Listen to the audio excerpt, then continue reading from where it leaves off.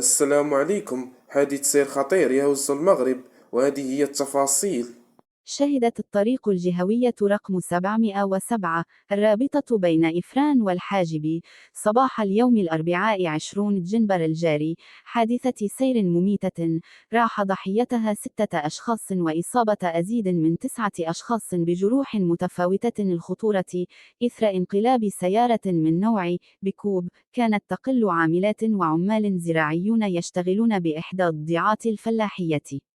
وأفادت مصادر محلية للجريدة الإلكترونية لو12.MA عربية أن سيارة من نوع بيكوب كانت تحمل حوالي 15 عاملة يشتغلن بالضيعات الفلاحية انقلبت على مستوى جماعة إقدار.